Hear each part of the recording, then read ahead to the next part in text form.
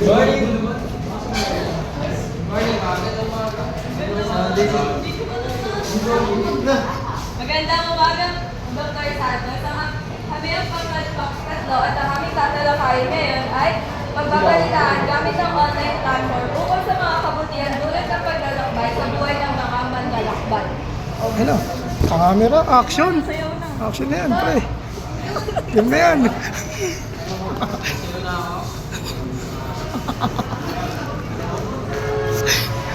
Yan na.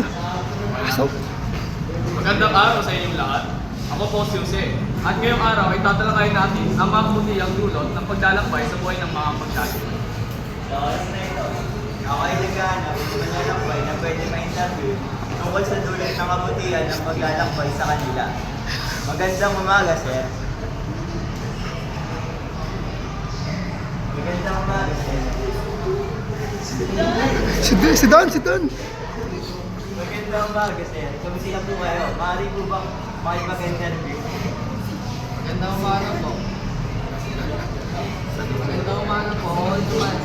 Wala po may pag-usap. Paano po ba natin masasabi ang kabutihang dulot ng paglalakbay sa inyong buhay? Ano sir, kung paglalakbay ay nagsibigay na pagkakataon na makita ko sa ibang perspektibo. Nakakaranas ako ng iba't ibang kultura at tradisyon na nagpapayaman sa aking kaalaman at pag-unawa sa kapwa.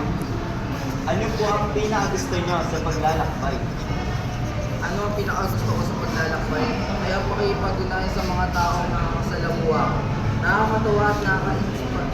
Nakakagani o ang kanilang mga kwento at karanasan. Ang bawat lugar ay may kanya-kanyang kwento na nag-iisay sa naibahagi. Ano po ang hamon na naranasan nyo sa paglalakbay? Marami akong naranasan.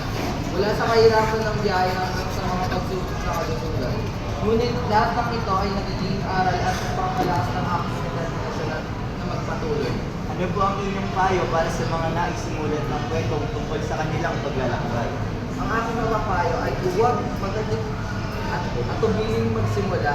Ang paglalakbay ay isang mahalagang karanasan na dapat pagsigaw.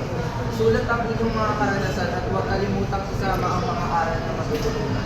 Salamat po sa inyong oras at mga kwento. Sana ay makatulong ito sa ating mga manonood na ma-inspire sa kanilang sariling paglalakbay. Maraming salamat Tito.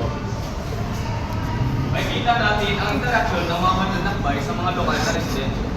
Ang mga kwentong ibinahagi ng mga tao dito ay nagbibigay ng mas malalim na pag-unawa sa kanilang pamumuhay at tradisyon. Magandang umaga mga kawalan. Ngayon ating makakasama ang mga grupo na naglalakbay ngayon sa Iloilo. At ang mga lokal na residente, makikita natin ang mga lokal na residente ay nagiging gabay ng mga manlalakbay sa kanilang paglakbay upang mas mabigyan ng malawak na kaalaman tungkol sa isang lugar na kanilang nais puntahan.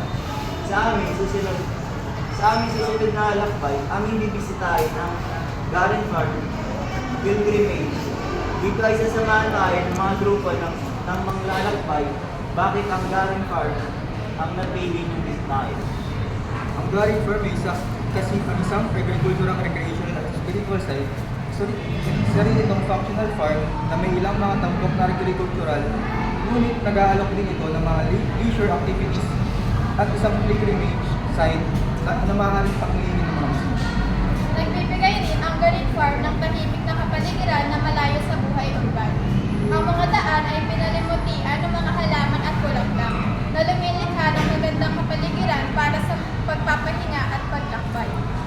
Ngayon naman, samahan natin bumisita si Oni sa isang mahalagang landmark sa lugar na Iloilo. Ang bawat detalye ng lugar na ito ay nagdadala ng mga alaala at aral mula sa nakaraan. Magandang umaga mga brother.